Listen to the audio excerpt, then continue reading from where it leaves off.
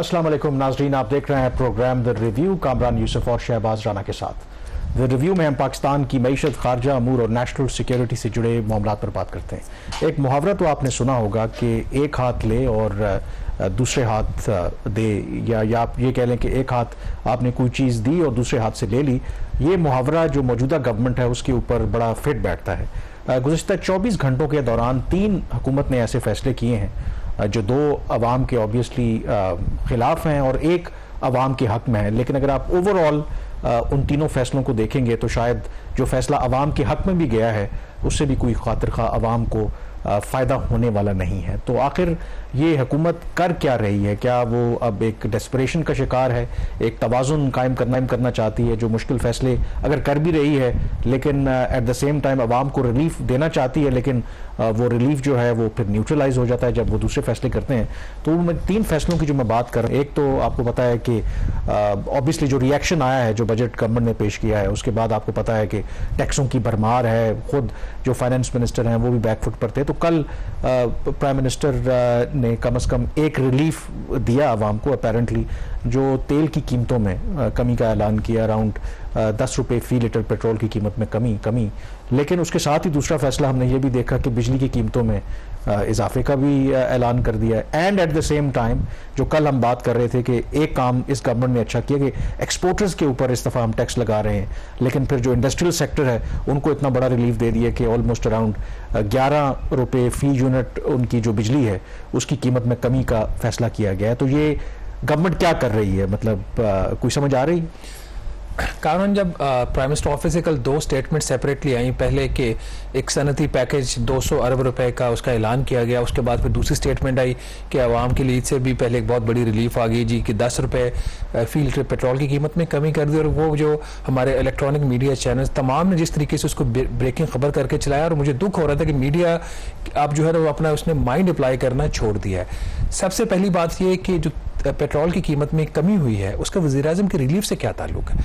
क्या prime minister ने कोई बजट से सब्सिडी दे दी है जहां से उन्होंने तेल की कीमत में कमी कर दी है? एक आपका फोर्टनाइटली एक डिसीजन होता है कि जो मार्केट प्राइस होती है उसमें जो भी रद्दोबदल होता है, इंक्रीज होता है या डिक्रीज होता है, वो गवर्नमेंट अप्रूव करती है और पास ऑन कर देती है कंज्यूमर्स को। तो जब फिर अभी उन्होंने सिर्फ एक जरूर उन्होंने बेनिफिट दिया है कि जो डिसीजन 15 की रात को गालिबन इंप्लीमेंट होना था वो 16 की रात को अब उन्होंने अभी से 15 से कर दिया, एक दिन पहले कर दिया कि लोगों ने घरों को जाना है। ये जरूर हो सकता है, लेकिन उसका इस चीज से कोई ताल्लुक नहीं है कि बजट से कोई सब्सिडी दे के या किसी और तरीके से प्राइम मिनिस्टर ने पेट्रोल की कीमतों में काउंटर आर्ग्यूमेंट ये भी हो सकता है ना कि जब तेल की कीमतों में इजाफा होता है तो हुकूमत के ऊपर ही तनकीद होती है ना। नहीं तो नहीं, ठीक है, अवाम को कैसे रिलीफ दे दिया ना? मेरा सवाल ये है कि अवाम को तो रिलीफ उस चीज़ का होता है जो बजट से कोई चीज़ दे दी हो। बिल्कुल ये बात ठीक है, अगर तेल की कीमत कम है उसका बेनिफिट हुकूमत को जाएगा, ठीक है। अगर उसका इंक्रीज आया है उस तेल की कीमत में, उसका जो क्रिटिसिज्म है वो भी हुकूमत को जाएगा, उस चीज़ से तो हम डिनाई नहीं कर रहे। बट द पॉइंट है प्राइम मिनिस्टर ने कहाँ से रिलीफ दे दिया ना? ये तो एक आपके मार्केट का मैकेनिज्म है जिसके तहत कीमत कम हुई, और उसी मार्केट मैकेनिज्म पे जब कीमत बढ़ती है तो उसका डेफिनेटली गवर्नमेंट को एक प्रेशर उसके ऊपर आता है। तो coming to the second point, अब कल एक और जो प्रेस स्टेटमेंट आई जो इस पेट्रोल की कीमतों में कमी से भी पहले आई, वो ये थी कि वज़ीर-ए-आज़म ने सनती जो सारिफीन है उनकी कीमतों में जो बिजली की कीमत में 10 रुपये 69 पैसे फी यूनिट कमी कर दी। This is very tricky decision. हुआ इस दफ़ा ये कि जो National Electric Power Regulatory Authority है नेपरा बिजली की कीमतों की डिटर्मिनेशन करता है, और उसके बाद वो जो डिटर्मिनेशन होती है उसको फेडरल गवर्नमेंट नोटिफाई करती है। अब जो नेपरा की डिटर्मिनेशन होती है या तो हुकूमत उसको एज इट इज इंप्लीमेंट कर देती है, या अगर वो समझती है कि नेपरा ने बिजली की कीमत में ज़्यादा इजाफा कर दिया, हम इतना पास ऑन नहीं करते, तो उसमें जो सब्सिडी होती है वो गवर्नमेंट सब्सिडी अप्रूव कर देती है।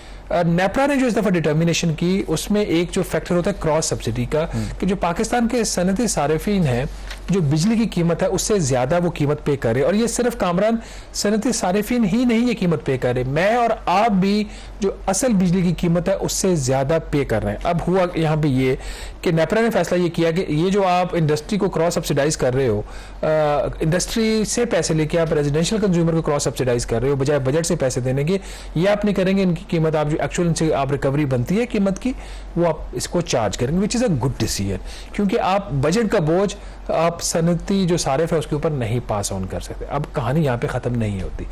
टोटल जो क्रॉस सब्सिडी है वो 676 अरब रुपए थी इस साल, उस 676 अरब रुपए में से जो इंडस्ट्रियल कंज्यूमर है वो पे कर रहा है 240 अरब, बाकी कौन पे कर रहा है 436 अरब, वो कौन पे कर रहा है? वो जो रेजिडेंशियल और डोमेस्टिक रेजिडेंशियल में, और आप कंज्यूमर करें। तो प्राइम मिनिस्टर साहब को कल दर्द तो आया, लेकिन सनतकार का दर्द उनको बहुत ज्यादा जोर से आया, लेकिन जो वो रेजिडेंशियल कंज्यूमर है उसकी क्रॉस सब्सिडी प्राइम मिनिस्टर ने क्यों निकाल खत्म की? मतलब इन प्रिंसिपल अगर आपने ये फैसला किया था कि जो गरीब सार्फिन है उनको अगर आप फंड करते हैं, उनको सपोर्ट करते हैं, और अक्रॉस द बोर्ड था, इंडस्ट्री भी दे रही है, बाकी रेजिडेंशियल जो कंज्यूमर है वो भी दे रहे हैं, तो फिर अगर आपने ये फैसला किया था कि ये नाइंसाफ़ी है कि क्यों आम लोग या रेजिडेंशियल जो इंडस्ट्रियल सेक्टर है वो बोझ बर्दाश्त करे जो गरीब सार्फिन है, तो फिर अक्रॉस द बोर्ड ये पॉलिसी होनी चाहिए थी। फिर गवर्नमेंट अपनी जेब से दे जो देखिए, आप सब्सिडी दे सकते हो, आप बजट से सब्सिडी दे दो, नहीं दे सकते तो फिर मेरे से क्यों लेके आप सब्सिडी दे रहे हो? जो हम कल भी बात कर रहे थे, बल्कि कहीं पे किसी और जगह पे ये बात हो रही थी कि किसी ने बड़ी गाड़ी खरीद लिया तो उस पर ट्रिपल टैक्स लगा दो, इनकम टैक्स क्यों भी? जब आप उससे इनकम टैक्स आपने किसी से ले लिया और इनकम टैक्स पे करने के बाद उसके पास जो रकम बच जाती है वो उससे जहाज खरीदे, साइकिल खरीदे, गाड़ी खरीदे, इसका गवर्नमेंट से क्या लेना देना?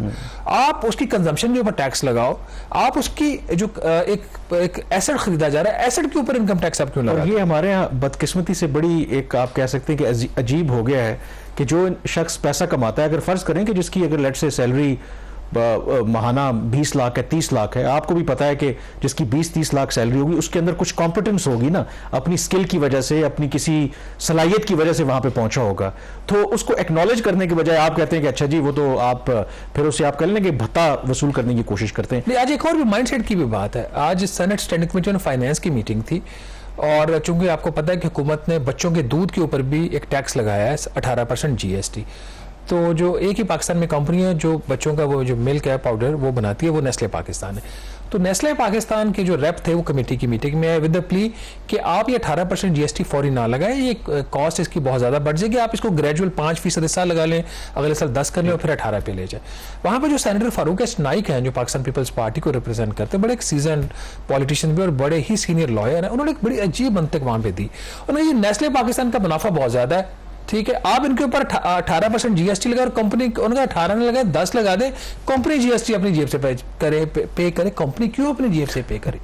मतलब अगर एक कंपनी बिजनेस कर रही है पाकिस्तान में और वो अपना टैक्स दे रही है, और वो ज़ाहिर है जो कंपनी अपना दे रही होगी, जो भी 1 लाख रुपया इनकम अपना दे रही है, इनकम टैक्स 1 अरब रुपया दे रही है, जो उसकी आमदन है वो FBR जाने और कंपनी जाने। ये कैसी एक लॉजिक आप दे रहे हो कि नेस्ले पाकिस्तान में काम कर रही है, बहुत बड़ी कंपनी है, तो जो GST हुकूमत ने अपने अभी लगाया है बच्चों के दूध के ऊपर भी और पैकेज मिल्क के ऊपर भी, वो कंपनी अपनी जेब से GST। और मैं हैरान हूं, देखें फारूक एस नाइक बड़े सीनियर सियासतदान हैं, बड़े सीनियर लॉयर हैं, कि उनको इस चीज का पता नहीं है कि GST कैसे कंपनी अपनी जेब से तो नहीं देगी ना, वो तो एंड कंज्यूमर से ही आपने लेनी है। फिर चेयरमैन FBR ने बोला भी, उन्होंने कहा जी ये GST है, ये आप कंपनी को चार्ज नहीं कर सकते, ये कंज्यूमर को ही पास ऑन होना होता है।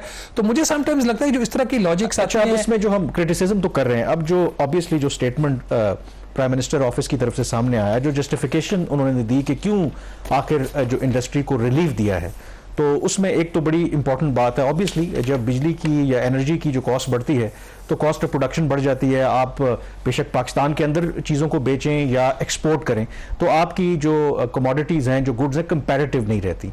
अब प्राइम मिनिस्टर ऑफिस से जो स्टेटमेंट आया, उन्होंने ये कहा कि इस इकदाम से एक तो इंडस्ट्रियल जो ग्रोथ है उसमें इजाफा होगा, नई जॉब्स क्रिएट होंगी, इंटरनेशनल मार्केट के अंदर जो पाकिस्तानी गुड्स हैं वो कंपैरेटिव होंगी। डू यू थिंक अगर ये ऑब्जेक्टिव भी अचीव हो जाता है कि चलें ठीक है, एक तरफ हमने कड़वी गोली खा ली, लेकिन दूसरी तरफ अगर आपकी इंडस्ट्री ग्रो करना शुरू कर देती है, आपकी एक्सपोर्ट्स में इजाफा हो जाता है, नए रोजगार के मौके आते हैं, तो उस चीज को तो फिर वो ऑफसेट कर जाता है ना, अगर लॉन्ग टर्म अगर आप देखें तो इससे फायदा हो सकता है। लॉजिक है वो बिल्कुल ठीक है, जो इंडस्ट्रियल सेक्टर है उसकी जो कॉस्ट उसमें कमी होनी चाहिए।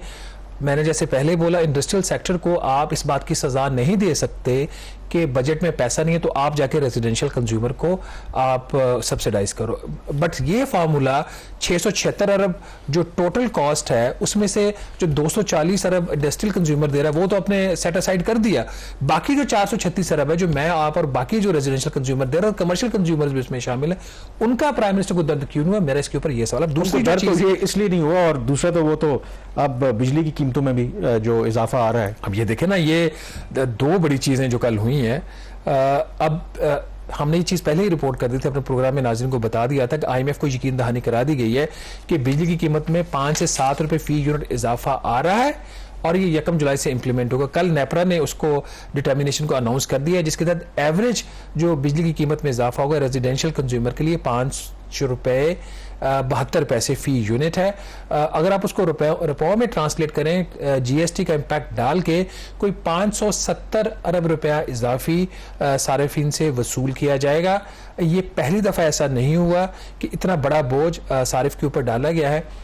इससे पिछले साल भी बिजली की कीमतों में तकरीबन 5.5 रुपए फी यूनिट इजाफा किया गया। उससे पिछले साल इसी तरह सालाना जो असेसमेंट इनकी एडजस्टमेंट होती है उसमें 7 रुपए 91 पैसे फी यूनिट इजाफा किया गया। तो मजमूई तौर पर गुज़श्ता 3 सालों में, जिसमें ये वाला साल भी शामिल हो गया है, पिछले 2 साल और तीसरा ये साल, को तकरीबन 2000 अरब रुपया जो रेजिडेंशियल कंज्यूमर और जो बाकी कंज्यूमर्स हैं पाकिस्तान के, उनसे इजाफी वसूल किया गया। अब ये तो होगी एक चीज़। दूसरा ये हो रहा है एक और भी चीज़, ये जो इंडस्ट्रियल पैकेज की बात कर रहे थे, अब देखें ना, हम इस चीज़ को बड़ा सेलिब्रेट कर रहे थे और गवर्नमेंट को अप्रिशिएट कर रहे थे कि हुकूमत ने जो बरामद कुनंदगान है उनके ऊपर टैक्स लगा दिया है, ठीक है, इनकम टैक्स लगाया। कल भी आप बड़े कॉन्फिडेंट थे कि ये यू टर्न नहीं लेंगे। ये एक तरफ उनके जो ऊपर इजाफी बोझ पड़ना है इनकम टैक्स का एक्सपोर्टर्स के ऊपर, वो 125 अरब का है। तो 125 अरब का बोझ आपने एक्सपोर्टर्स पे जो डाला है, उसके बदले में पूरी इंडस्ट्रियल सेक्टर को आपने 240 अरब रुपए की रिलीफ दे दी है। ठीक है, क्रॉस सब्सिडी का बोझ था, वो तो मेरे ऊपर आज भी, आपके ऊपर भी है, उनको रिलीफ दे दी। एक और जो चीज नाज़रीन को ब्रेक पे जाने से पहले बताते जाएं कि इस वक्त 3-4 बड़े प्रपोजल हुकूमत के सामने आ गए, क्योंकि ये ऐसा बजट है जिसका वफाकी काबीना को भी नहीं पता कि क्या पास हुआ। इसके ऊपर हम ब्रेक के बाद बात करेंगे, लेकिन जाने से पहले 2 हिंट्स आपको ड्रॉप करते जाए कि इस वक्त वज़ीर-ए-आज़म और जो वज़ीर ख़जाना है हमारे, उनके सामने ये कंसिडरेशन है कि जो तनख्वाहदार तबके के ऊपर इजाफी बोझ पड़ा है टैक्सेस का, वो, और जो एक्सपोर्टर्स के ऊपर आपने इनकम टैक्स का इजाफी बोझ डाला है वो, और तीसरा जो बच्चों के दूध के ऊपर सेल्स टैक्स का रेट है 18% वो, और चौथी चीज जो फाटा के ऊपर सेल्स टैक्स लगाया गया था, जो हमारे ट्राइबल एरियाज हैं जो केपी में मर्ज हो चुके हैं, उनके ऊपर इस दफा सेल्स टैक्स लगा दिया गया। उनको 5-6 साल की छूट थी। ये सारी चीजें अब री ओपन होने जा रही हैं। जरा ये बता रहे हैं कि शायद इसमें कुछ रद्दोबदल इनके रेट्स में है। यहाँ पे छोटी सी ब्रेक लेंगे, ब्रेक के बाद जब वापस आएंगे तो डिस्कस करेंगे क्या वाकई वफाकी हुकूमत को ये पता था कि किस किस्म के टैक्स लगाए जा रहे हैं आवाम के ऊपर। स्टे विद अस।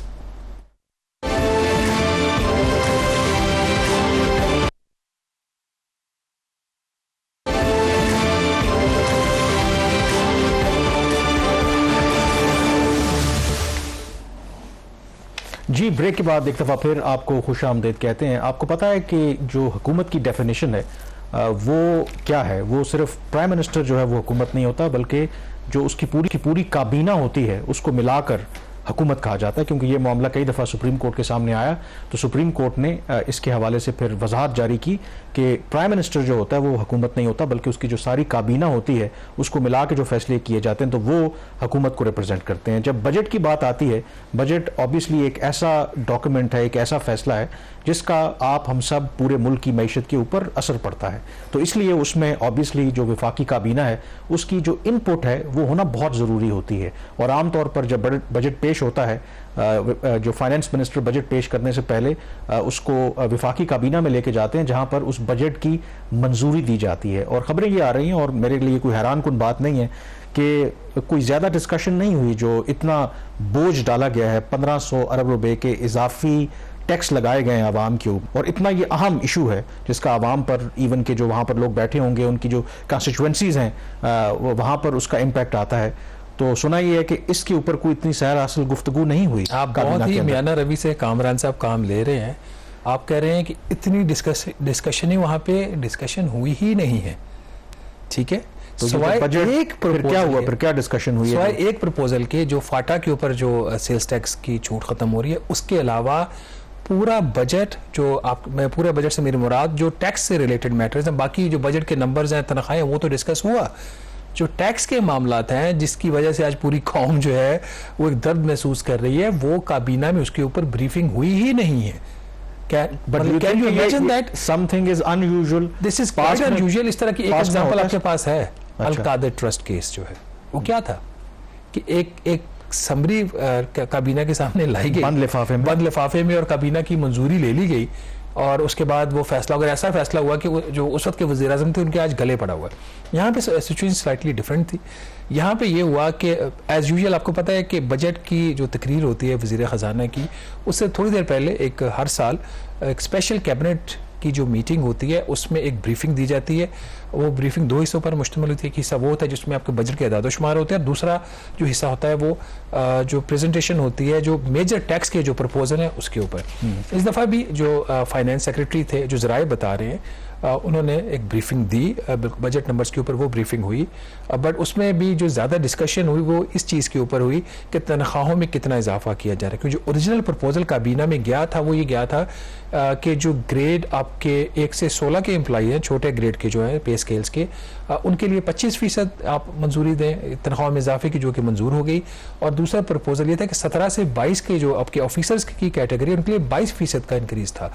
जो वहाँ पे फिर जो कैबिनेट में डिस्कशन हुई उसमें जो आपके डिप्टी प्राइम मिनिस्टर हैं उनकी रिकमेंडेशन के ऊपर ये फिर 22% को 20% कर दिया गया। बल्कि वो तो इसको कह रहे थे कि जो 25 है उसको 20 कर दो, और जो 20 वाला प्रपोजल है 22 वाला उसको 15 कर दो, और पेंशन जो है वो 10% कर दो। खैर इवेंचुअली जो कैबिनेट का फैसला था वो 20 और 25 का था। 20% आपकी ऑफिसर्स कैटेगरी के लिए और 25% जो आपकी नॉन ऑफिसर्स की कैटेगरी है। ये तो इतनी बड़ी बात नहीं थी। असल जब ये प्रेजेंटेशन होने लगी इसके हवाले से, जो हमारे ज़राए बता रहे हैं, आपके जो टैक्स के जो प्रपोजल है जिसने पाकिस्तान की पूरी कौम को हिला के रख दिया है, तो वज़ीर आज़म ने कहा कि जो ज़राए बता रहे हैं अगेन कि वज़ीर आज़म ने कहा कि आपको ये प्रेजेंटेशन की ज़रूरत नहीं, आपकी ये मैंने मंजूर कर दिया। वो एक स्लाइड उन्होंने कहा जी ठीक है मंजूर, चूँकि ये एक सेंसिटिव स्टोरी थी, कैबिनेट का मामला था, इनकी प्रोसीडिंग से रिलेटेड चीज़ थी, तो ख़बर करने से पहले हमने रब्ता किया इंफॉर्मेशन मिनिस्टर से, उन्होंने जवाब नहीं दिया। इस खबर को छपे हुए भी 2-3 दिन हो गए हैं। फिर जो कैबिनेट सेक्रेटरी हैं, जो कस्टोडियन होते हैं सारी कैबिनेट की इन चीज़ों के, उनसे भी मैंने रब्ता किया, उन्होंने भी जवाब नहीं दिया।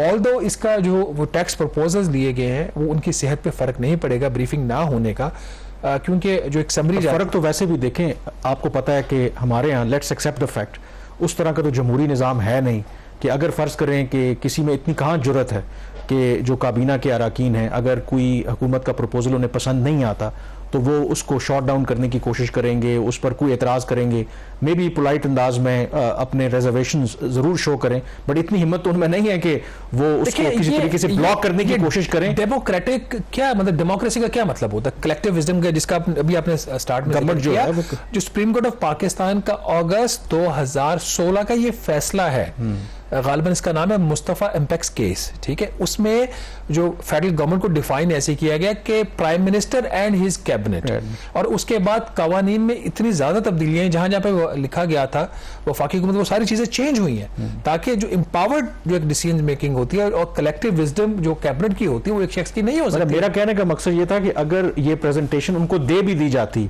तो कौन सा वहां पर इतने अराकीन में जरूरत होती कि वो उसकी मुखालफत करते।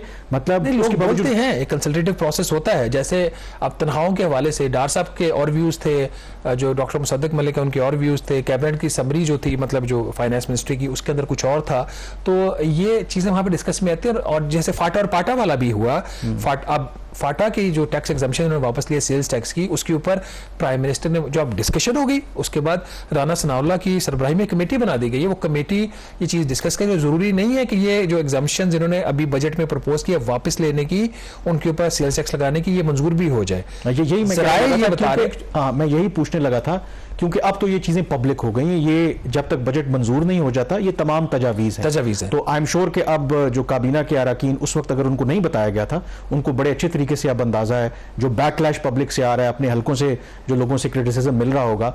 तो डू यू थिंक कि ये, मैं यही सवाल आपसे पूछने वाला था, एक तो इत्तेहादी तो अपनी जगह पे पीपल्स पार्टी तो कर ही रही है criticism, with in the ruling party ये मुश्किलात पेश आ सकती हैं गवर्नमेंट को ये बजट एज इट इज पेश पास करवाने? बिल्कुल, अभी जब हमने ब्रेक में जाने से पहले एक हिंट ये ड्रॉप किया था कि 3-4 बड़ी चीजें ओपन हो रही हैं।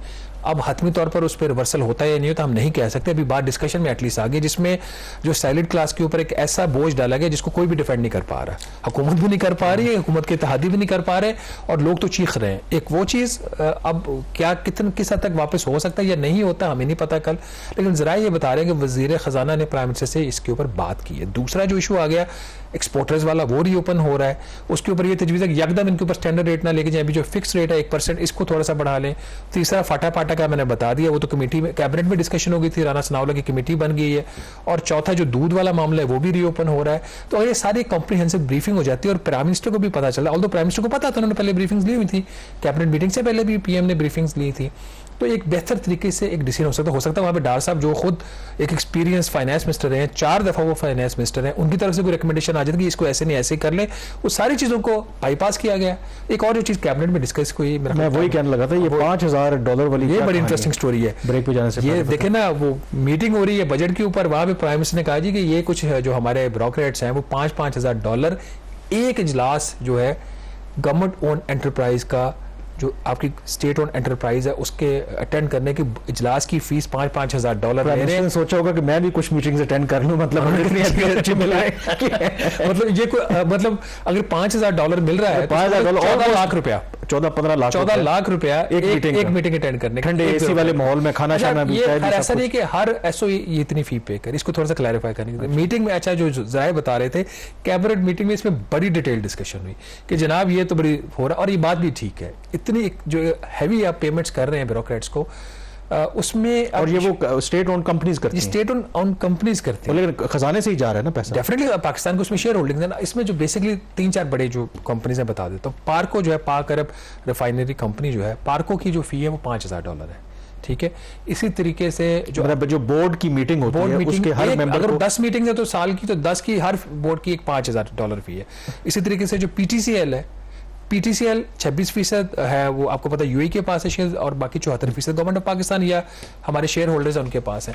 पीटीसीएल की फीस है $3,500 पर बोर्ड, और कुछ ऐसे है दायरे जिनकी 2 लाख है या 6 लाख। तो इसमें प्रपोजल ये था कि ये जो ब्रोकरेट्स हैं 10 लाख ही रख लें, बाकी ये सरेंडर कर दें। इसी किस्म का फैसला नाज़रीन एक किया गया था जब इसाक डार वज़ीर ख़जाना थे, उन्होंने ये अनाउंस किया था कि 6 लाख रुपए तक ब्रोकरेट सालाना रख सकते हैं, का 6 लाख रुपए अपनी तनख्वाह के ओवर एंड अबव, और बाकी उनको सरेंडर करना पड़ेगा। वो फैसला इंप्लीमेंट नहीं हुआ और होगा ये वाला भी नहीं, ये बात डिस्कशन तक ही रही। लेकिन इस चीज़ को यहाँ पे हाईलाइट करने का मकसद है काबीना का इजलास आपके जो टैक्स के ऊपर जो रेवेन्यूज जो की हुकूमत मैयर्स ले रही थी उसके हवाले से था, ना कि इस तरह की डिस्कशन के ऊपर, जिसकी वजह से अगर ये फैसला और ये डिस्कशन जो है इसको करने की बजाय वज़ीर आज़म काबीना के साथ डिस्कस कर लेते कि दूध के ऊपर टैक्स लगाने से क्या फ़र्क पड़ेगा, पेट्रोलियम मसनूआत के ऊपर पेट्रोलियम लेवी बढ़ाने के ऊपर क्या फ़र्क पड़ेगा, सीमेंट के ऊपर टैक्स लगाने से क्या फ़र्क पड़ेगा, तो शायद आज इस डिफेंसिव पोजीशन में गवर्नमेंट जा चुकी है, ना जाती। यहाँ पे छोटी सी ब्रेक लेंगे और ब्रेक के बाद बात करेंगे कि कैसे PMLN के अंदर इकोनॉमिक मैनेजमेंट के ऊपर झगड़ा जो है किस हद तक आगे बढ़ चुका है। स्टे विद अस।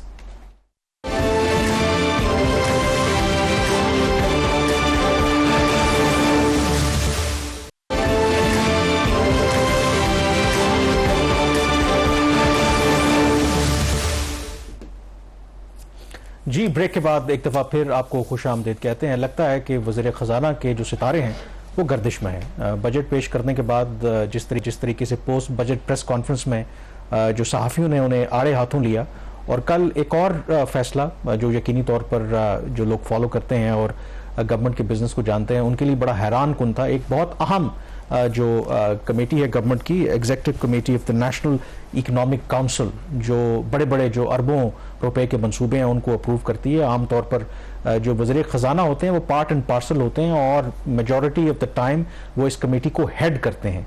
लेकिन इंटरेस्टिंगली प्राइम मिनिस्टर शहबाज शरीफ साहब ने उनको वज़ीर ख़जाना को इस जो अहम कमेटी है इससे रिमूव कर दिया है। तो मैं मैसेज देख रहा था की सरबराही से तो डॉक्टर अशफाक साहब का मैं मैसेज देख रहा था, तो उन्होंने ये कहा कि उन्होंने अपनी लाइफ में ऑब्वियसली वो भी सारे इकोनॉमिक मैटर्स को देखते रहे, उनके ख्याल में ये आप कह सकते हैं कि ये तजलील है वज़ीर ख़जाना की कि वो एक्निक की जो है वो सरबराही ना करें। उनके ख्याल में कभी ऐसा नहीं हुआ, दो कि गवर्नमेंट क्लेम करती है कि नहीं जी माजी में शायद खजान अब्बासी भी वो चेयर करते रहे। What does this reflect? क्या एतमाद खोते जा रहे हैं वज़ीर ख़जाना जो हैं प्राइम मिनिस्टर को, अब उनके ऊपर एतमाद नहीं है, या वही जो पावर स्ट्रगल है within the PMLN Ishaq Dar versus the finance minister है? ये नहीं, इसका ऐसा नहीं है कि वज़ीर आज़म को अपने वज़ीर ख़जाना पे एतमाद नहीं है, लेकिन चूंकि अब विद इन द PMLN जो डिवीजन है वो बहुत ज़्यादा डीप हो रही हैं, जो एक पॉलिटिक्स होती है हर पार्टी के अंदर होती है, लेकिन इनकी ये जो डिवीजन्स हैं और जिस किस्म के ये फैसले हो रहे हैं और जब से गवर्नमेंट बनी है तब से हो रहे हैं, उसका जो इम्पैक्ट आता है वो इकोनॉमिक डिसीजन मेकिंग के और ऊपर पाकिस्तान के ऊपर आता है, और पाकिस्तान के ऊपर डेफिनेटली आता है, आवाम के ऊपर भी आता है। सबसे पहले तो वज़ीर-ए-आज़म ने इनको इक़्तिसादी राब्ता कमेटी की जो चेयरमैनशिप थी उससे हटा दिया था और ख़ुद वो चेयरमैन बन गए थे। फिर हमने खबर की और लोगों ने भी इसके ऊपर रिएक्ट किया कि ये फिर वज़ीर ख़जाना घर भेज दें, अगर आपको उनके ऊपर इतना भी इत्मीनान नहीं है कि ECC को वो चेयर कर सकते हैं। वो प्राइम मिनिस्टर ने फैसला अपना रिवर्स किया और रिवर्स करने के बाद उन्होंने मोहम्मद औरंगजेब साहब को ECC का चेयरमैन बना दिया। लेकिन एक और अहम जो उस वक्त कैबिनेट की कमेटी थी, कैबिनेट कमेटी ऑन प्राइवेटाइजेशन, उसकी जो चेयरमैनशिप है वो डार साहब को दे दी गई। और अगेन ये हमेशा से रही है उनके पास, वजीर ख़जाना के पास, सवाए केयर टेकर टाइम पे जहाँ पे फवाद हसन फवाद को कैबिनेट कमेटी ऑन प्राइवेटाइजेशन का चेयरमैन बनाया गया था। अब ये जो executive committee of national economic council है, इस पर अगेन फिर झगड़ा पड़ गया, इसकी सरबराही कौन करेगा। असूली तौर पर और ट्रेडिशनली भी इसकी सरबराही हमेशा वजीर ख़जाना के पास रहती है। और जो एक्निक करती क्या है, एक्निक का जो मैंडेट है कि जो तरक्याती मंसूबे होते हैं वफाकी हुकूमत के और सूबाई हुकूमतों के, सूबाई हुकूमतों के वो मंसूबे जिसमें कोई फॉरेन लैंडिंग इन्वॉल्व है, कोई गैर मुल्की कर्जा लिया हुआ या उसकी एक खास लिमिट से ज़्यादा है, तो वो आते हैं एक्निक के पास अप्रूवल के लिए। और वफाकी हुकूमत के वो प्रोजेक्ट्स जिसकी वैल्यू 10 अरब रुपए से ज़्यादा है वो एक्निक के पास आते हैं, या गालबन पहले 7.5 अरब थी उसकी लिमिट। तो जो मेगा प्रोजेक्ट्स हैं, जैसे मेन लाइन वाइन आपका ML1 प्रोजेक्ट है CPEC का, या कराकोरम हाईवे वाला है, या आपकी उनकी मोटरवेज ये थी हैदराबाद आपकी सखर मुल्तान वाली मोटरवे, इस तरह के जो मंसूबे हैं ये एक्ने के पास मंजूरी के लिए आते हैं। और फाइनेंस मिनिस्टर का उसका चेयरमैन इसलिए बनाया जाता है उसकी ओवरऑल उसको सारी चीज़ों को वो देखता है। अब इस पे अगेन जो जराए बता रहे हैं कि जो क्लेम था वो इसहाक डार साहब का था, उनको बनाने की बात हो रही थी। अब उसके ऊपर गालबन वज़ीर ख़जाना को इतराज़ हो गया जी कि एक और कमेटी आप उनको दे रहे हैं। तो फिर एक जो कॉम्प्रोमाइज फैसला हुआ उसमें एक्निक की जो चेयरमैनशिप है वो वज़ीर-ए-आज़म साहब ने अपने पास रख लिया। अब यहाँ पे कैच है, आयरनी भी है। एक्निक इटसेल्फ जो है वो एग्जीक्यूटिव कमेटी है नेशनल इकोनॉमिक काउंसिल की। अब ये इक्तिसादी जो काउंसिल आपकी नेशनल इकोनॉमिक काउंसिल है, ये इसकी जो सरबराही कौन करते हैं? Prime minister national economic council की सरबराही करते हैं, जिसमें चारों सूबाई वुज़रा आला उसके मेंबर्स होते हैं और अपनी ही उस काउंसिल की जो सब कमेटी है उसकी सरबराही भी वज़ीर आज़म खुद करेंगे। और ये हालत हो गई है अब नून लीग की। मुझे तो असल में ये ऑब्वियसली आप ये कह रहे हैं कि एक कॉम्प्रोमाइज़ किया है खुद प्राइम मिनिस्टर ने ज़रा के झगड़े को ख़त्म करने के लिए। मेरा ख्याल है कि शायद अगर फाइनेंस मिनिस्टर को वो देते ये कमेटी की सरबराही, प्रॉब्लम ये था कि इसहाक डार साहब आपको पता है कि अब डिप्टी प्राइम मिनिस्टर भी हैं। अब वो क्योंकि इस एक्निक के मेंबर भी हैं तो वो ये कहते होंगे कि मैं तो सीनियर हूँ उनसे एज डिप्टी प्राइम मिनिस्टर, तो मैं फाइनेंस मिनिस्टर की सरबराही को या उसकी चेयरमैनशिप को मैं क्यों कबूल करूँ। तो या तो आप बेहतर है कि आप इसहाक डार साहब को बनाए नहीं। सवाल ये है, आपका सवाल ये होना चाहिए था कि क्या माजी में कभी वजीर खारजा एक्निक के मेंबर रहे? बिल्कुल नहीं रहे ना। हाँ, मैं वही कह रहा हूँ कि क्या मजबूरी है कि आप उनको, अब गवर्नमेंट को विद इन द PMLN की, not government, with in the PMLN जो है वो तमाम जो PMLN है ना वो वजीर खजाना के पीछे नहीं खड़ी हुई। ठीक लग ऐसे रहा है, जो फैसलों से लग रहा है ना आपको, हम खुद कोई ऐसी ये मुझे वही सूरत हाल लग रही है। एक सेगमेंट PMLN PTI के टाइम पे जब हफीज शेख साहब टेक्नोक्रेट थे ना, तो आपको याद होगा कि जब आहिस्ता आहिस्ता डिफिकल्ट सिचुएशन थी तो वो मुखालफत होना शुरू हो गई थी कि ये आप टेक्नोक्रेट है, अगर अपनी जमात से बंदा होता तो शायद चीज़ों को बेहतर तरीके से मैनेज कर सकता। मुझे लगता है कि ये वही यहाँ पे एपिसोड रिपीट हो रही है कि शायद उनको ये लगता है कि अगर इसहाक डार साहब होते या PMLN का कोर अपना बंदा होता तो मे बी वो बेहतर तरीके से मैनेज कर सकता। यही वजह, मेरी कल एक सीनियर PMLN के शख्सियत से बात हुई, उन्होंने कहा जी कि हमने इसलिए बनाया है प्राइम मिनिस्टर को चेयरमैन कि मोहम्मद औरंगजेब साहब का तजर्बा नहीं है इन मामलात में, पब्लिक सेक्टर की जो मैनेजमेंट है, तो इसलिए उनको बनाया गया। तो मैंने कहा प्लानिंग मिनिस्टर को बना देते। कहते जी प्लानिंग मिनिस्टर को इसलिए नहीं बनाया जा सकता, उनका कॉन्फ्लिक्ट है। मैंने कहा कॉन्फ्लिक्ट कैसे? वो कौन सा जो वो CDWP जो सेंट्रल डेवलपमेंट वर्किंग पार्टी है उसको चेयर करें। पहले ही होता था कि जो प्लानिंग मिनिस्टर थे वो जो प्लानिंग कमीशन के डेप्यूटी चेयरमैन भी होते थे। ठीक है, अब इस दफ़ा चूंकि शहबाज शरीफ साहब का ब्यूरोक्रेसी के साथ ज़्यादा प्यार है तो उन्होंने प्लानिंग कमीशन के जो डेप्यूटी चेयरमैन है उनको बना दिया है मोहम्मद औरंगजेब को, जो एक रिटायर्ड ब्यूरोक्रेट है, टेक्नोक्रेट भी है। लेकिन जो प्लानिंग मिनिस्टर है उनको CDWP की चेयरमैनशिप से हटा दिया गया बाय वर्च्यू ऑफ के वो अब उसके डेप्टी चेयरमैन नहीं है प्लानिंग कमीशन के। तो मैंने कहा वो तो कॉन्फ्लिक्ट ऑफ इंटरेस्ट बनता नहीं है, तो मसला इवेंचुअली PMLN में कोई भी नहीं मानेगा, झगड़ा वही है। इंटरेस्ट तो खुद प्राइम मिनिस्टर का बनता है, खुद बनता है, ठीक है। वो एक तकोन जो बन गई है ना, prime minister, finance minister, deputy prime minister, ये सारी गेम उसके इर्द-गिर्द घूम रही है। यानी लेट्स सी, ये बात तो तय है कि जिस तरह पाकिस्तान माशी हालात हैं, जो फाइनेंस मिनिस्टर की जो जॉब है पिछले अगर आप कुछ सालों में देखें तो बड़ी थैंकलेस किस्म की जॉब है, और शायद ही कोई भी जो फाइनेंस मिनिस्टर है वो एक अरसे से ज़्यादा तक फाइनेंस मिनिस्टर रहा हो। तो लेट्स सी कि जो औरंगजेब साहब हैं इनका मुस्तकबिल क्या होता है। यहाँ पे ब्रेक लेंगे, ब्रेक के बाद तस्करा करेंगे पाकिस्तान भारत ताल्लुकात के हवाले से।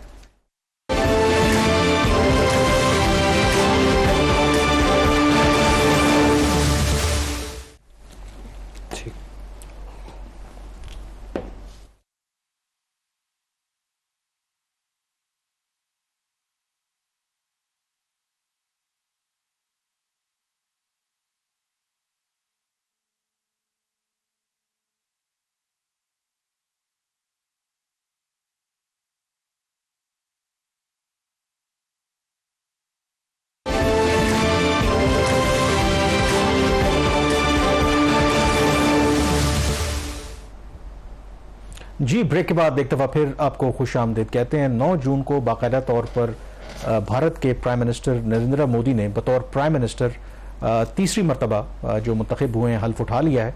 इसमें जो सबसे इम्पोर्टेंट बात है कि क्या जो तीसरी मरतबा भारत के प्राइम मिनिस्टर मुंतखब हुए हैं तो उनके दौर में पाकिस्तान भारत ताल्लुकात में क्या कोई तब्दीली आ सकती है। जो पहली एक इंडिकेशन जो सबसे पहले तो जो ये मुंतखब हुए हैं तीसरी मरतबा, वज़ीर-ए-आज़म शहबाज शरीफ ने ट्विटर के ऊपर उनको मुबारकबाद दी और बहुत सरसरी सा एक मैसेज उनके लिए दिया, क्योंकि इसलिए दिया जब खुद शहबाज शरीफ मुंतखब हुए थे तो भारत के प्राइम मिनिस्टर ने भी कमोबेश इसी तरह का एक लाइनर जो मैसेज है वो शहबाज शरीफ को दिया था। तो उसी तरह का मैसेज शहबाज शरीफ की तरफ से देखने में आया। लेकिन जो नवाज शरीफ हैं जिनके बारे में कहा जाता है कि जब वो प्राइम मिनिस्टर थे और उधर भारत के प्राइम मिनिस्टर मोदी थे तो उनके साथ उनके बड़े पर्सनल रिलेशनशिप भी रहे हैं, जिसकी वजह से एक मौके के ऊपर लगा कि दोनों मुल्कों के दरमियान ताल्लुकात बहाल हो सकते हैं। जो उन्होंने ट्विटर के ऊपर पैगाम दिया नवाज शरीफ ने वो बड़ा एलेबोरेट था, बड़ा एक्सप्लिसिट था, जिसमें उन्होंने ना सिर्फ मुबारकबाद दी भारत के प्राइम मिनिस्टर को बल्कि उन्होंने ये कहा कि उनकी जमात की जो इन इंतखाबात में कामयाबी है ये इजहार है भारत की अवाम का मोदी की क़यादत के ऊपर। फिर आगे चल के वो ये भी कहते हैं कि चलें आगे बढ़कर जो नफरत की फ़िज़ा है इसको उम्मीद में बदलते हैं और आगे डेवलपमेंट के लिए काम करते हैं। तो शहबाज, इसमें जो इम्पोर्टेंट बात है कि नवाज शरीफ साहब ने पहले मैसेज किया था और उसके बाद नवाज शरीफ साहब ने मैसेज किया। नवाज शरीफ के मैसेज के कुछ ही देर के बाद जो भारत के प्राइम मिनिस्टर हैं उन्होंने फौरी तौर पर शहबाज शरीफ को भी जवाब दिया और उनका जो जितना जैसे उन्होंने पैगाम दिया था शहबाज शरीफ ने जवाब भी ऐसे ही वन लाइनर था, थैंक यू उनको बोला।